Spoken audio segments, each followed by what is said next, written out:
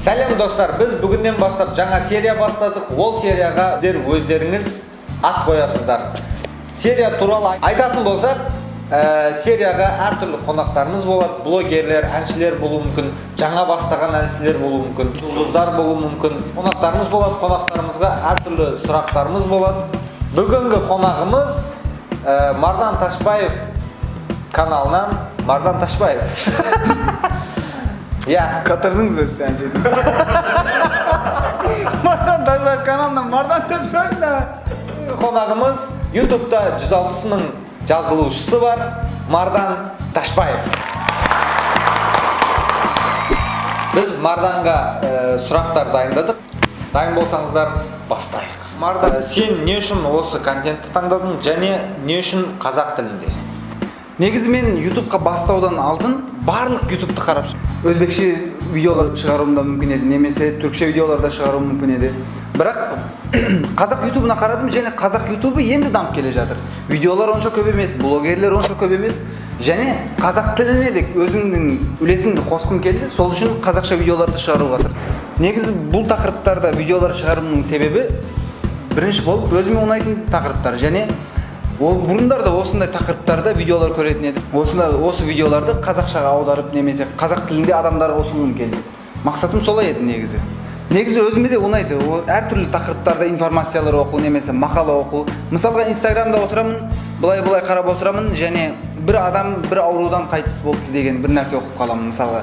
Сол ауруды Googleға жазып сразу қараймын, қандай ауру екенін, не үшін өлді, сондай нәрселер өзіме қатты ұнайды. Және сол нәрселерді адамдармен бөліскім келеді. Тек қана сол мақсат. Яғни информацияларды іздестіру өзіңе ұнағаннан кейін осы контентті таңдадым және осы тақырыпта осы контентте видеолар түсіріп жатсың. Дәл солай. Егер байқаған болсаң, қазіргі жастар блогерлерді және вайнерлерді өзіне өте жақын көреді. Осының себебі неде? Не үшін жастар осы блогерлерді, вайнерлерді неге жақсы көреді? Қазіргі жастарымыз өмірде ең көп қолданатын нәрселері телефон. Телефонда ең көп уақыт өткізетін нәрселерді Instagram немесе YouTube, сондай әлеуметтік желілер. Ол жерлерде көп өздерін көретін вайнерлері, жақсы көретін блогерлерін көреді. Неге бұлар? Өйткені қазір шын өмірден көрі виртуалды өмір оларға жақынырақ болып кеткен. Мысалға, осы жастарымыз, көбінесе осы өспірімдер, өздеріне виртуалды өмірден виртуалды дос іздейді өздеріне. Бұл блогерлер не істейді, білесіз бе?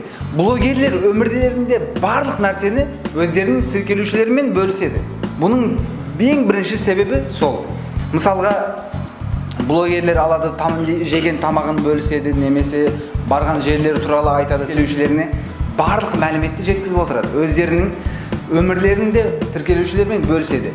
Тіркелушілер де сол үшін оларды өздеріне жақын ұстайды. Санасына сондай бір хабарлама кетеді. Я, бұл вайнерде біздің арамыздан біреу, қарапайым біз сияқты бір адам ғой деген санасына сондай бір хабарлама кетеді. Сол үшін осы жасөспірімдер өздеріне виртуалды дос ретінде блогерлерді, вайнерлерді таңдайды. Бұл нәрселерді актерлар таңдамайды бұлар. Өйткені актерлар өздерінің өмірімен онша бөлісе бермейді тіркелушілермен. Тек қана осы журналистермен бөліседі. Негізінде тіркелушілермен бөліспейді. Ал вайнерлер тіркелушілермен бөліскен үшін өздеріне солай виртуалды дос таңдайды осы жасөспірімдер. Сол үшін көріледі деп ойлаймын блогерлер мен вайнерлер. Мардан, қазіргі жастар ютубер болуға, блогер болуға өте қатты қызығады. Ютубта сәтті болу үшін не істеу керек? Ютубта бірінші болып сәтті болу үшін видео түсіретін болсаңыз, достар, видео түсіретін болсаңыздар, өздеріңізге қызық болған тақырыпты таңдаңыздар. Яғни, мысалға, өзіңіз көп кітап оқисыз, мысалға. Көп кітап оқисыз, немесе көп фильм көресіз. Сол кітаптарға шолу жасау арқылы, немесе сол кинолар туралы әңгімелер, өзіңіздің пікірлеріңізді айту, сондай нәрселер түсіріңіздер. Мысалға, сіз өте көп кітап оқисыз, және фильмдер көресіз, бірақ YouTube'та ойындар көп көріледі деп, ойын контентін таңдау бұл өте қате нәрсе. Өзіңізге қандай нәрсе қызық, сізді қандай нәрсе бақытты етеді, сондай контент таңдауыңыз керек. Меніңше бұл бірінші нәрсе сәтті болу үшін. Мардан, сенің осы видеоларың тіркелушілеріне өте қызық болып келеді. Сен осы мәліметтерді қай жерлерден аласың? Бұл нәрсені өте көп айтқанмын. Мен кейбір мәліметтерді тек қана аудара салғанмын. Ең басында, YouTube'қа ең басында кірген кезінде аудара салғанмын. Өйткені менде кандай да бир тажрыйбе жок эди, немесе монтаж такырыбында, дыбыс жазуу такырыбында кандай да бир менде тажрыйбе жок эди. Сол үчүн тек гана аударып кое салатын едим. Ал бирок азыр колумдан келгенче барлык маалиметтерди өзүм өтө көп жерлерден алып адамдарга усунууга тырысамын. Барлык видеолорду өзүм 100% жасауга тырысамын. Ал осы маалиметтерди издеген кезде кээ бир маалиметтерди галамтордон, китаптардан алган кезим болду. Мисалга Иллюминати тууралуу видеону китаптардан алып, китапка тапсырыс берип, содан кийин сонун ичинен алган кездер.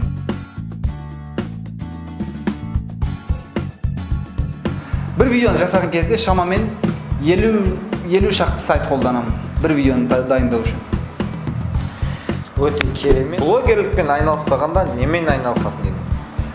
Блогерликпен айналыспаганымда мен негизи бурундан өзүм кызыгатын программа жазуу менен айналысатын едим. Азырда мугалимдикке окуймун, информатика мугалимимин, компьютер менен айналысатын едим. Немесе мугалим болатын едим университетте. Солай ойлойм өзүм. Бирок мугалим болсам да, башка жумуштар менен айналыссам да, дал азыр блогерликти тастоо ниетим жок. Осы блогерликтин жакшы тараптары жана алмашылыктары тууралуу айтып кетесиңби бизге? Блогер болуу негизи адамдар менен бир карым-катнаста болуу. Ягни ол кезде адамдардын жакшы ниеттерин, жакшы сөздөрүн алуу менен бирге олардын сындарын да аласың. Ал сол сындарды тыңдаган кезде немесе адамдардын жазган сындарын окуган кезде шыдау. Мисалга канчама блогерлер бар, немесе канчама вайнерлер бар. Адамдардын айткан сындарына шыдамай өз-өзүнө кол жумсагандар бар, немесе катты депрессияга кирип, психологиясы бузулган адамдар да бар.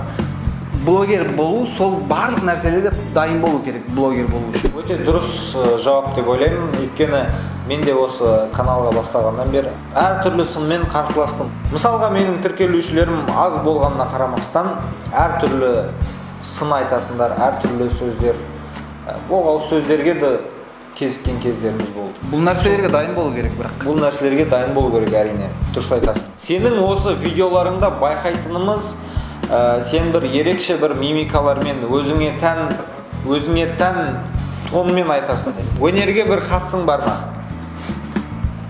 Негизи ашык айтатын болсак, өнерге кандай да бир катышым жок. Бирок өзүм кичкентай кезимден компьютер менен өстүм. Видео монтажы маган өтө керемет кайф берет, булай айтканда.